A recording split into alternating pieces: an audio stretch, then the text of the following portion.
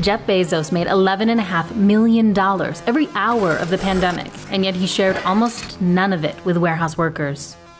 It ain't fair to us working like we working and got him in this position he in, and he don't care about us and want to pay us. Now, Amazon workers in Alabama are voting to form the first union in the company's U.S. history.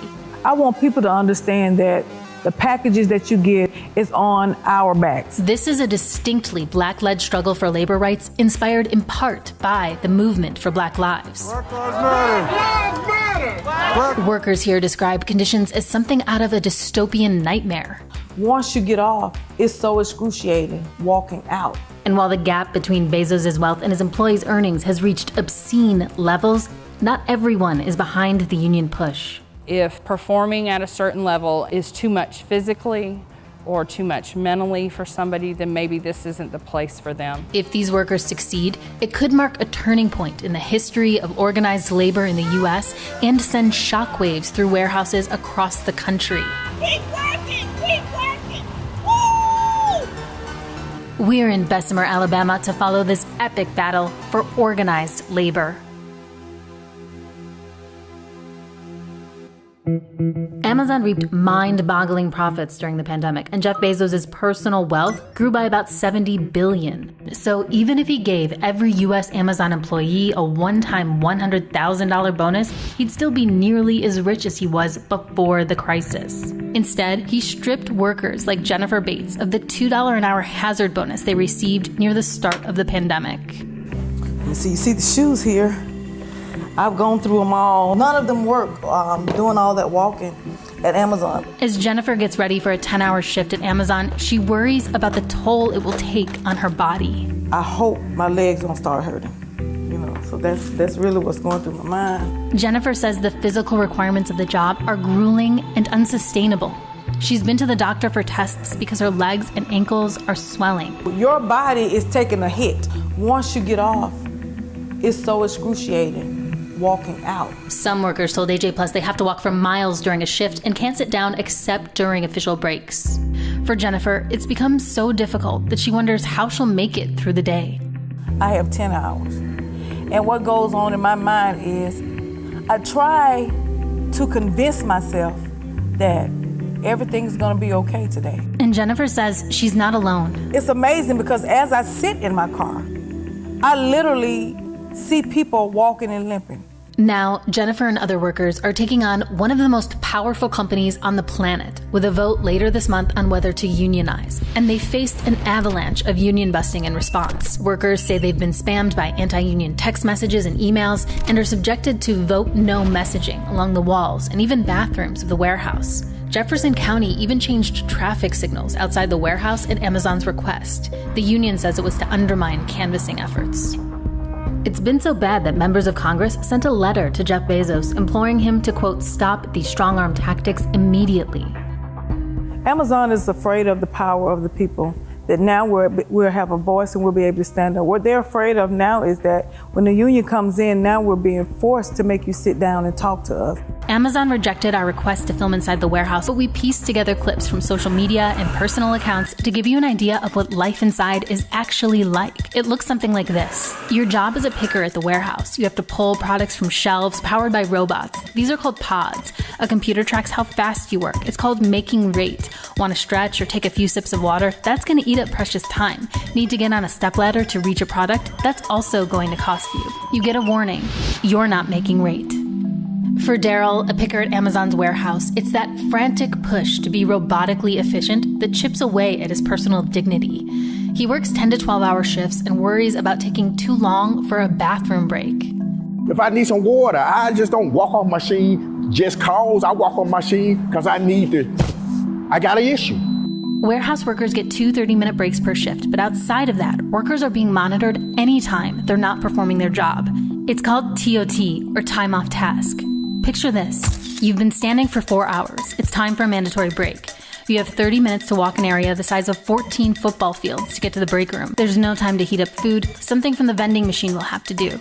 You finish up, head to the bathroom, and make it back to your station 10 minutes late. You get a text message, you've racked up TOT, report to HR. Too much TOT could get you fired. You're going to fire me for going to the bathroom if I got too much TOT time. Come on now. Just life. Going to the bathroom. Mother Nature called. Amazon has said its workers don't need to unionize, talking up its competitive benefits and starting pay of $15.30 an hour. That's more than double the state's minimum wage of $7.25. Daryl says it's not a livable wage and that they deserve more for what they're contributing to the company. If I was to see him right now, I would ask him, you just do what we do for a month. Because I want to see how long will he last. It ain't fair to us working like we working and got him in this position he in, and he don't care about us and want to pay us. Next week, Amazon will face its first unionization vote in the country in 7 years in Bessemer, Alabama. At its heart, this is a fight for fair labor that's taken root in a place that epitomizes the struggle for racial justice. My great-grandparents lived here years ago in Bessemer. And if you drive around, you can see that it's a struggling area. This is a union effort being led by an overwhelmingly black workforce in a town where a quarter of the people live in poverty. It's not the fact that you're coming here to bring economic growth, but you're coming here to get cheap labor because they're easily to accept the smaller pay and don't think that they deserve to get compensated for their hard work. Labor organizing has a really deep history in Alabama, and the Bessemer area was once a center for unionization. In the 1930s, black and white workers joined together to push for progressive labor laws against their employer, U.S. Steel.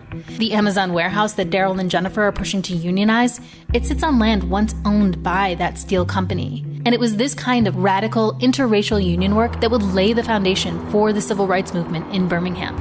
One of the really distinctive things about this campaign is that it's being led by the Amazon workers themselves and workers from nearby poultry plants. Keep working! Keep working! Woo! On the day we visited, Randy Hadley, president of the union that's helping Jennifer and Daryl, stood outside for hours to encourage people to vote. Amazon's not hiring these people so they can say, hey, you have a great future. Now, they'll lie and tell them that. Amazon, they work these people so hard, they treat them like a machine. So when that machine breaks down, they just throw them out and get another machine. One analysis found the turnover rate at Amazon among frontline workers was between double and triple the industry average. Ma'am, 29th, mail it in by the 29th. The sooner you mail it in, the better we are. Okay? You have a great day. We requested an interview with an Amazon spokesperson for the story. They did not make one available to us. Hi. How's it going? Instead, we spoke with Dawn Hogue, a processing assistant who defended the company's work conditions. Being forced to stand for long hours, not enough time for bathroom breaks, being pushed to the limit to perform a certain number of actions per minute. I mean, do you see any validity in these concerns from your coworkers? It's not for everybody. So if performing at a certain level is too much physically or too much mentally for somebody, then maybe this isn't the place for them. Dawn started at Amazon as a packer, but her current position does not require that she make rate. So it doesn't really sound like you can sympathize with a lot of the concerns that people have for why they're choosing to unionize or want to unionize. I would say I don't sympathize with them, but I empathize. I understand what they're saying and I understand their feelings, but I mean, it's been that way from day one. You can't come into a situation that doesn't work for you and then get into it and then expect it to change just for you. The significance of this moment as a progression of Alabama's anti-racist organizing is not lost on Daryl. He got killed for trying to make things right, trying to make everybody come together, and that's me. I want everybody to get treated fair. I want everybody to get paid for what they deserve. I want everybody to have the opportunity. Past efforts to organize have failed, but there is a palpable sense of hope and optimism that this time will be different. I think we're gonna win. And I'm always had that faith until that day. So I can't do nothing but have faith and praying that we do.